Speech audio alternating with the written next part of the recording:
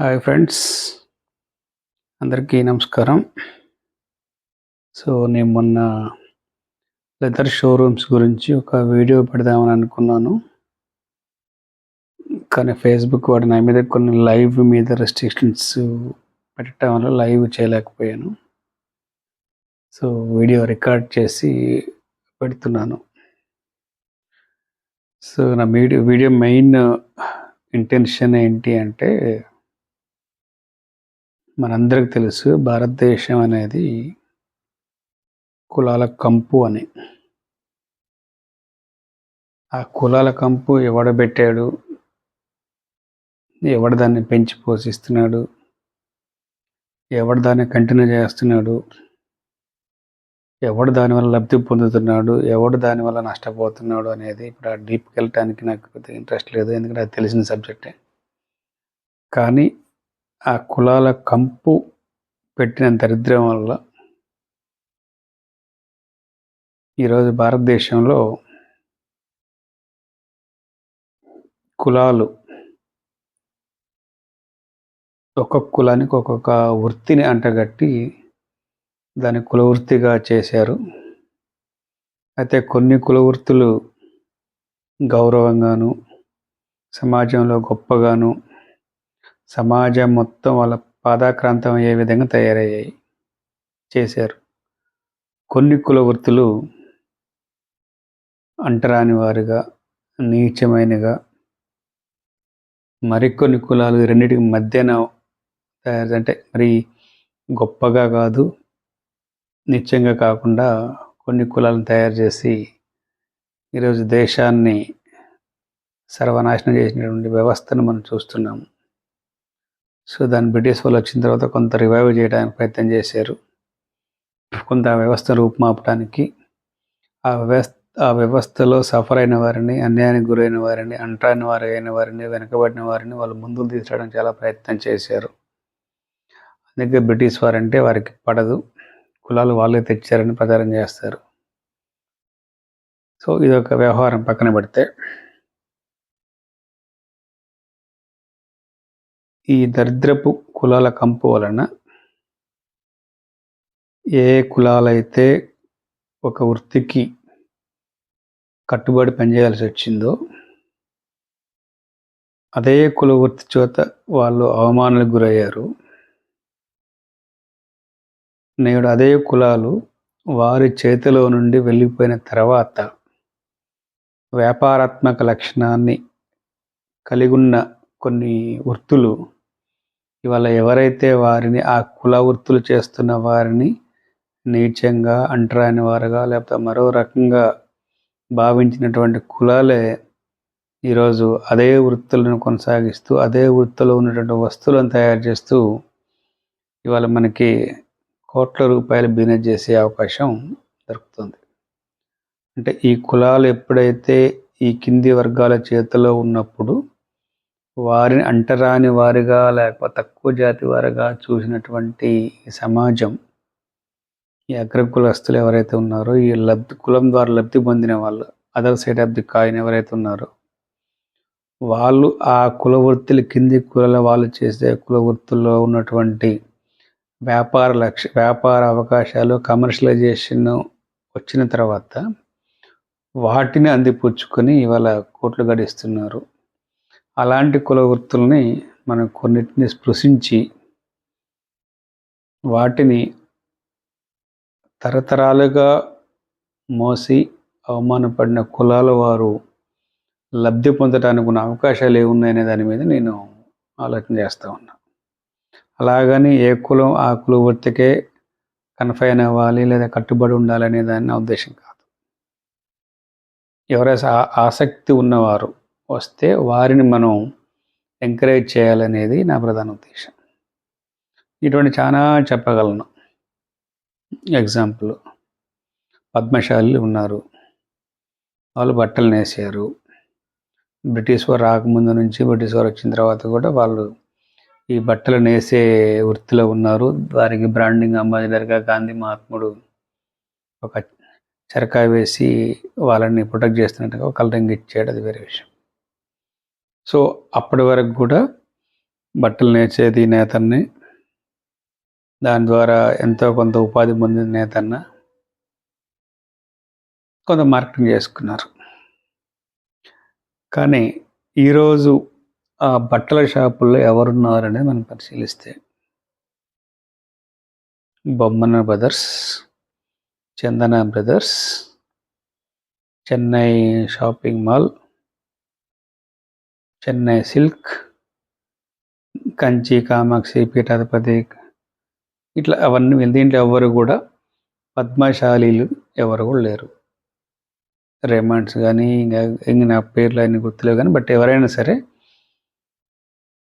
తరతరాలుగా దేశంలో కుల వ్యవస్థ ఉన్న కాడ నుంచి ఈ బట్టలు నేర్చే వృత్తిలో ఉన్నటువంటి పద్మశాలి నేతన్నలు ఇవాళ సిచ్యువేషన్లో ఈ బ్రాండెడ్ లేదా కార్పొరేట్ వచ్చిన తర్వాత వాళ్ళు లేరు. ఇది ఒకటి నోటీస్ చేయాలి. అలాగే కుండలు నేసినటువంటి కుమ్మరి సోదరులు, వాళ్ళు మట్టి కుండలు చేసేటప్పుడు ఆ కుండకు విలువ లేదు, చిన్న చూపు ఉండేది. ఇవాళ ప్లాస్టిక్ బిందెలు, స్టీల్ బిందెలు, కంచు బిందెలు, వెండి బిందెలు వచ్చిన తర్వాత వాళ్ళకి వృత్తికి ఉపాధి పోయింది. అదే సమయంలో ఈ వ్యాపారాత్మక ఈ వెండి, ఇత్తడి, స్టీల్ బిందెలు వచ్చిన దాంట్లో వీళ్ళు ఎంటర్ అవ్వలేకపోయారు. అలాగే ముదిరాజు లేకపోతే ఆంధ్రలో వచ్చేసి బెస్తా అంటారు, లేకపోతే ఇంకేదో ఉంటుంది వాళ్ళది సంథింగ్. సో వాళ్ళు చూస్తే చేపలు పట్టే, సముద్రంలోకి వెళ్ళి చేపలు పట్టే వాళ్ళు ఎవరైతే ఉన్నారో ఆ చేపలు పట్టే వారు ఎవరైతే ఉన్నారో వాళ్ళే మార్కెటింగ్లో లేరు. సముద్రంలోకి వెళ్ళి ఒక 10 రోజులు, వారం రోజులు ప్రాణాలకు తెగించి చేపలు పట్టి వచ్చిన తర్వాత వితిన్ నిమిషాల్లోనే ఆ సరుకును మొత్తం అతి తక్కువ రేటుకు తీసుకెళ్ళి వాళ్ళకి ఎంతో కొంత చేతిలో పెట్టి ఆ చేపలు మొత్తం తీసుకెళ్ళి బయట వాళ్ళు కొన్నదానికి 10-20 రెట్లు వ్యాపారం చేసి సంపాదించుకునే వాళ్ళు వేరే వాళ్ళు వచ్చారు. అలాగే చెప్పులు కుట్టేవాళ్ళు కూడా ఇదే పరిస్థితి. వీళ్ళు మాది కులం అంటారు. సో ఓవరాల్ నేను చెప్పేది ఏంటంటే, ఎప్పుడైతే భారతదేశంలో కుల వృత్తులకి కమర్షియల్ కోణం వచ్చిందో, యాంత్రీకరణ వచ్చిందో, ఈ 2 అవకాశాలను అందిపుచ్చుకొని ఇవాళ ఎవరైతే ఆ కింది కులాల వృత్తులు చేసేవారు, నేను చెప్పిన సోకాళ్ళు చాలా ఉన్నాయి, జస్ట్ ఒక 4 ఎగ్జాంపుల్ చెప్పాను. ఈ కులాల వారిని తక్కువగా నీచంగా చూసినటువంటి బ్రాహ్మణులు కానీ, కమ్మలు కానీ, రెడ్లు కానీ, మార్వాడీస్ కానీ, వైశ్యాస్ కానీ, వీళ్ళంతా కూడా ఈరోజు వాటిని వ్యాపారంగా చేసుకొని వేల కోట్లు కుమ్మరించి వాళ్ళ అదే కుల వృత్తుల ద్వారా కులం లేకుండా వాటిని వ్యాపారం చేసుకుంటూ కోట్లు గడిస్తున్న సందర్భం చూస్తున్నాం. సో అందుకని నేనేమంటానంటే, ఎవరైతే తరతరాలుగా ఈ కుల వృత్తులను కాపాడినవారు కొద్ది మంది అయినా సరే ఇప్పుడు వాళ్ళ కుల వృత్తి ద్వారా, అంటే అగ్ర కులాలు చేస్తున్న ఆ కుల వృత్తిలో వస్తున్న టర్నోవర్లో ఎంతో కొంత చేజిక్కించుకోవటానికి ఉన్న అవకాశాలను పరిశీలించాలి, వాళ్ళని ఎంకరేజ్ చేయాలనేది ప్రధానంగా నా ఉద్దేశం. సో అందులో భాగంగా నేను అన్నీ చేయలేకపోవచ్చు, కానీ ఈ చెప్పుల వృత్తిలో దాన్ని మాత్రం టేకప్ చేయాలని సీరియస్గా నేను ఆలోచన చేయడం జరిగింది. దానిలో భాగంగానే నేను గతంలో ఆంధ్రప్రదేశ్ ప్రభుత్వం మరియు కేంద్ర ప్రభుత్వం ఉమ్మడి ప్రాజెక్టుగా ఉన్నటువంటి కృష్ణపట్నం ఇంటర్నేషనల్ లెదర్ కాంప్లెక్స్ అంటారు, KPILC అంటారు. ఇది నెల్లూరు జిల్లా గూడూరు కాన్స్టిట్యుయెన్సీ కోట మండలంలో ఉంటుంది. దాని ప్రాజెక్టు విలువ 285 కోట్లు, 535 ఎకర్స్ ల్యాండ్లో దాన్ని ప్రాజెక్ట్ ప్రపోజ్ చేస్తే 2009లో. దానికి నేను 2019 నుండి ఒక 2 years CEOగా పనిచేశాను. APSC అపాయింట్ చేశారు నన్ను. కాకపోతే అక్కడ ప్రాజెక్ట్ ల్యాండ్ తీసుకోవడానికి కొన్ని ఇబ్బందులు ఉండడం వల్ల నేను ప్రాజెక్ట్ అవ్వట్లేదని చెప్పేసి నేను బయటకు వచ్చాను, రిజైన్ చేసి. అది వేరే విషయం. బట్ ఆ టైంలో నేను అనుకుంది ఏంటంటే, ఈ ప్రాజెక్ట్ ఇంప్లిమెంట్ అయితే వాస్తవానికి ఏంటంటే ఒక 535 ఎకర్స్లో ఒక 2000 ఫుట్వేర్ మ్యానుఫ్యాక్చరింగ్ యూనిట్స్, రకరకాల ప్రొడక్ట్స్, అది ఫుట్వేర్ కావచ్చు, తర్వాత హ్యాండ్ బ్యాగులు కావచ్చు, తర్వాత సోఫాలు, what ever leather related all products తయారు చేయడానికి, ఇంక్లూడింగ్ ట్యానింగ్ కూడా ప్లాన్ చేయడం జరిగింది. ఆ ప్రాజెక్టు అవ్వలేదు. ఆ టైంలో అనుకున్నాను ఎంతో కొంతమందిని ఈ కమ్యూనిటీ నుంచి ఎంకరేజ్ చేయాలని, బట్ అది అవ్వలేదు. అదే సమయంలో తోళ్ళ ఉత్పత్తులను ప్రమోట్ చేయవలసిన తోళ్ళ వ్యాపారం మీద, లెదర్ దాని మీద డిపెండెంట్ కమ్యూనిటీకి సంబంధించి ఎంపవర్ చేయడానికి, అంటే వాళ్ళ చేత దాంట్లో కొంతమంది చేత ఇండస్ట్రీస్ పెట్టించి, తర్వాత వాళ్ళకి స్కిల్ ఉన్న వాళ్ళని ఎంప్లాయ్మెంట్ ఇచ్చి, వాళ్ళకి మార్కెటింగ్ సపోర్ట్ ఇవ్వాల్సిన ప్రభుత్వ సంస్థలు ఏవైతున్నాయో అవి పూర్తిగా నిర్వీర్యమైన సందర్భం కనిపిస్తుంది. వాళ్ళే ల్యాక్ ఆఫ్ ఫండ్స్తో ఇబ్బంది పడుతున్నారు. అది మనకి అది పెద్ద ఇష్యూ కాదు, అది మనం డిస్కస్ చేసిన అవసరం లేదు. సో ఈరోజు చూస్తే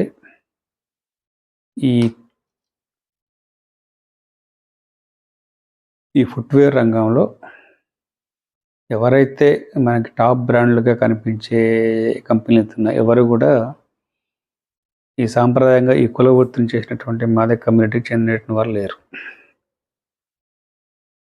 బాటా తీసుకోండి, నైక్ తీసుకోండి, వుడ్లాండ్ తీసుకోండి, యాక్షన్ షూ తీసుకోండి, పాపులర్ తీసుకోండి, ఇలా బ్రాండ్స్ మొత్తం ఎవరు కూడా ఈ కమ్యూనిటీ వాళ్ళు లేరు.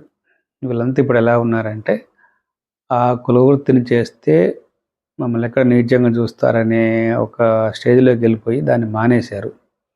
ఇవన్నీ పల్లెటూరులో కూడా చేయడానికి ఎవరు సిద్ధంగా లేరు. ఇప్పుడున్న యంగ్ జనరేషన్ అసలు దాని పేరు తలవటానికి కూడా ఇష్టపడట్లేదు. కానీ ఈ వృత్తి ఏదైతే ఉందో భారతదేశానికి మోటార్లు రానంటే కరెంటు మోటార్లు రానంత వరకు, ప్రాజెక్ట్ ఇరిగేషన్ రానంత వరకు కూడా బావుల మీద వ్యవసాయం చేసేదానికి సంబంధించినటువంటి ప్రధానంగా దాని మీద వ్యవసాయం డిపెండ్ అయింది. దానికి మోటార్లు పెట్టి నీరు పోసేదానికి ఒక తిత్తిలాగా తయారు చేసి వాటర్ బయట రావడానికి ఒక పెద్ద పైప్ లాగా తయారు చేసి దాని లెదర్తో చేశారు. అది వీళ్ళు చేశారు. తర్వాత వ్యవసాయానికి సంబంధించి నాగలికి తర్వాత ఆ ఎద్దులకు కట్టడానికి కావలసినటువంటి ఆ బెల్ట్ కూడా వీళ్ళు తయారు చేశారు. అనేక ఉత్పత్తులు కూడా వీళ్ళే తయారు చేశారు ఈ వ్యవసాయానికి సంబంధించి. అంతేకాకుండా మనుషులు వేసుకునే చెప్పులు కూడా వీళ్ళే తయారు చేసి మనిషి జీవన గమనాన్ని భారతదేశంలో, అలాగే వాళ్ళకు అన్నం పెట్టే వ్యవసాయాన్ని కూడా ఈ రెండు సర్వీసులను వాళ్ళు చేయబట్టి ఈరోజు భారతదేశం అభివృద్ధి చెందడానికి ప్రధాన కారణం ఈ కమ్యూనిటీ అనేది నేను ప్రధానంగా నమ్ముతున్నాను. కాబట్టి అటువంటి కమ్యూనిటీ ఏదైతే ఇవాళ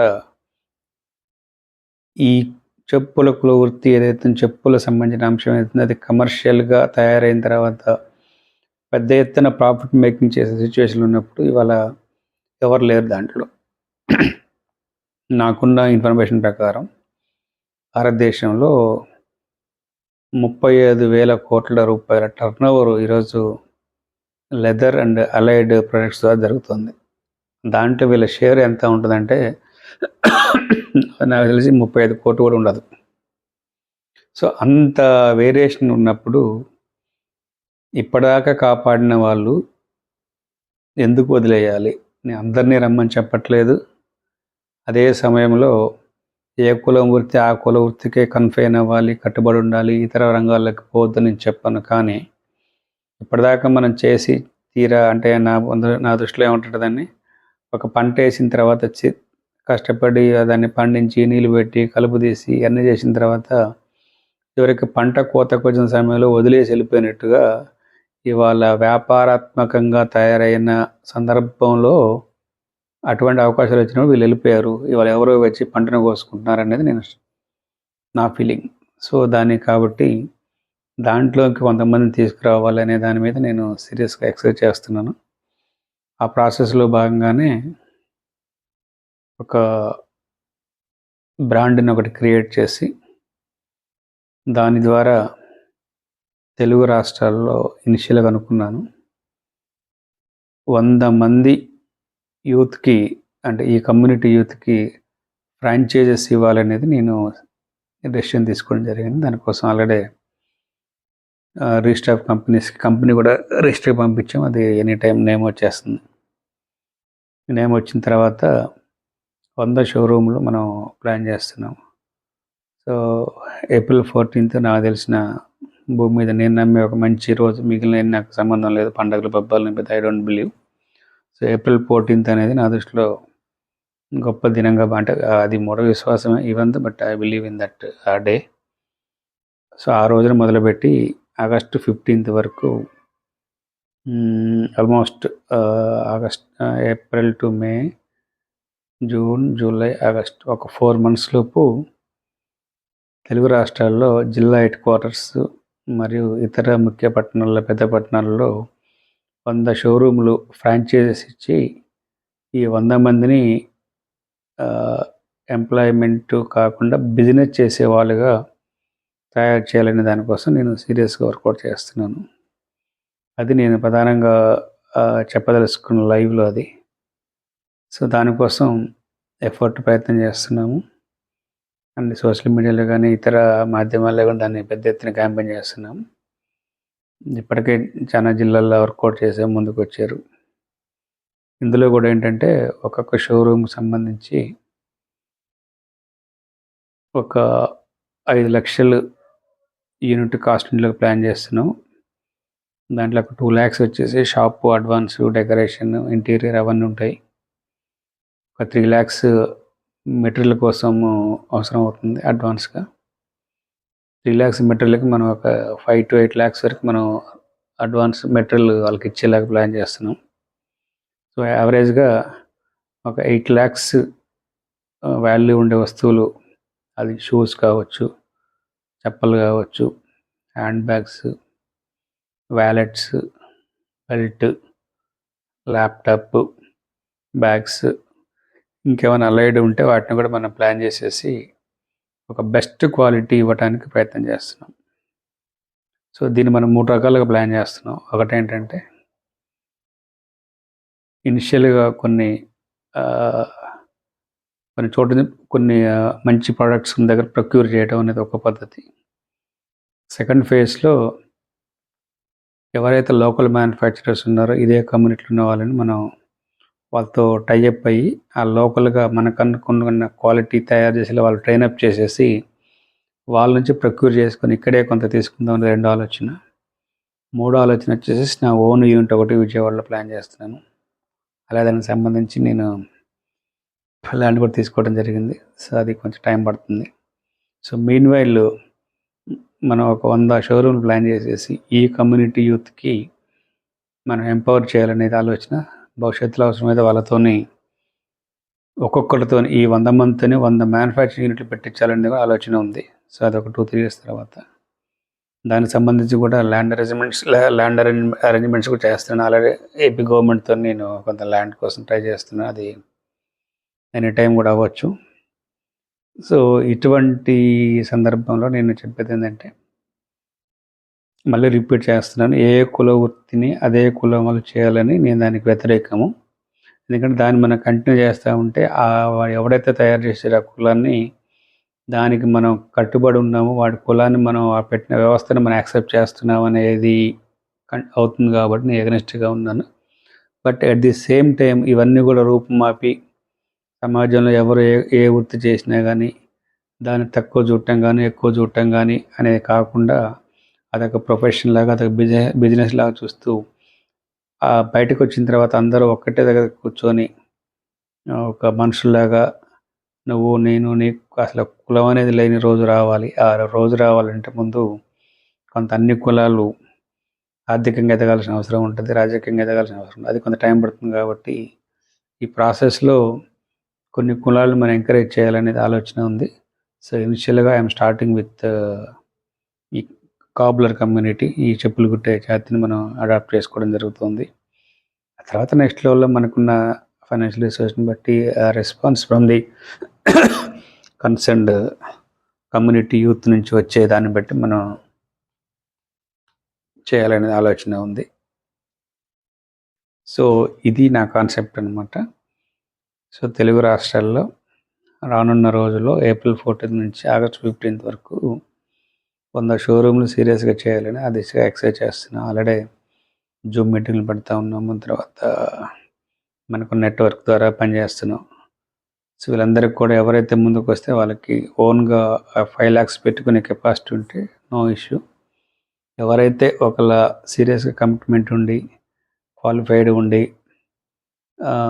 నమ్మకంగా అంటే మనతో లాంగ్ జర్నీ చేయగల అవకాశం ఉన్నవారు ఎవరైనా దొరికినప్పుడు వాళ్ళకి ఫైనాన్షియల్గా ఇబ్బంది ఉంటే వారికి నేను బ్యాంక్ ఫైనాన్స్ చేయించడానికి కూడా I can work out it. So ఆ దిశగా చేయగలను. I have that much capacity having links with bank system. పెద్ద నాకు ఇష్యూ కాదు. కాబట్టి ఈ దిశగా ముందుకెళ్ళాలని నేను ఆశిస్తున్నాను. దాన్నే నేను లైవ్లో షేర్ చేద్దాం అనుకున్నాను. బట్ అన్ఫార్చునేట్లీ ఫేస్బుక్ కూడా నా మీద కొంచెం రిస్ట్రిక్షన్ పెట్టబట్టి నేను కొంచెం దాన్ని చేయలేకపోయాను. ఇది నా వీడియో సారాంశం ఏంటంటే, కమర్షియల్గా ఉన్నటువంటి కుల వృత్తుల్ని అదే కులానికి చెందిన వాళ్ళు ఎంతో కొంత టర్నోవర్ టేకప్ చేయాలి.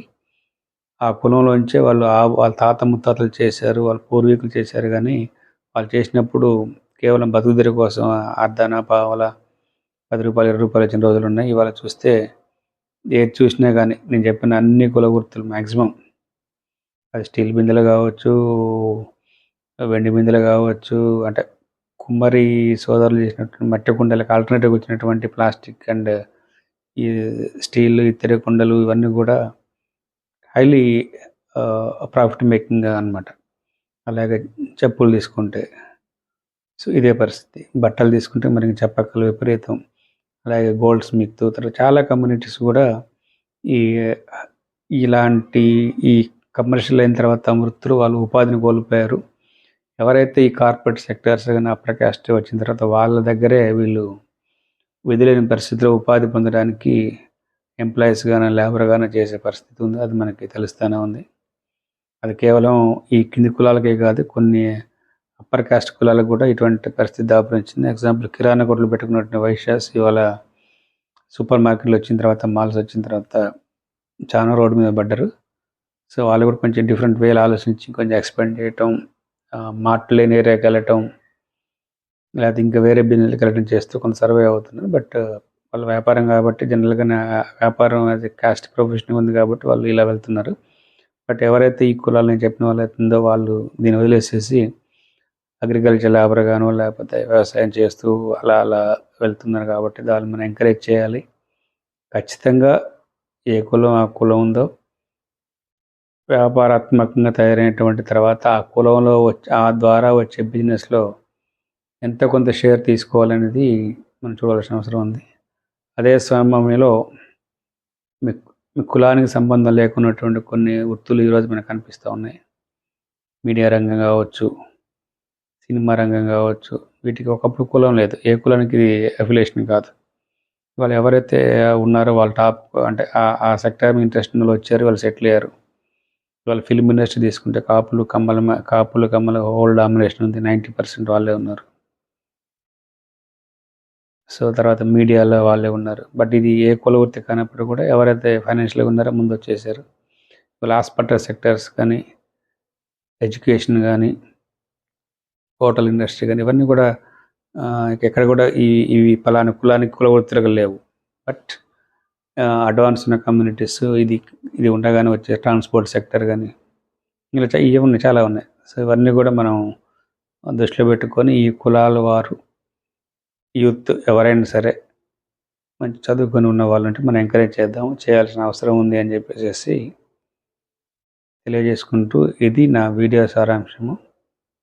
నేను ఖచ్చితంగా 100 షోరూమ్లు పెట్టాలని ఆశిస్తున్నాను. ఆ దిశగా పనిచేస్తున్నాను. సక్సెస్ అవుతానని నేను స్ట్రాంగ్గా నమ్ముతున్నాను.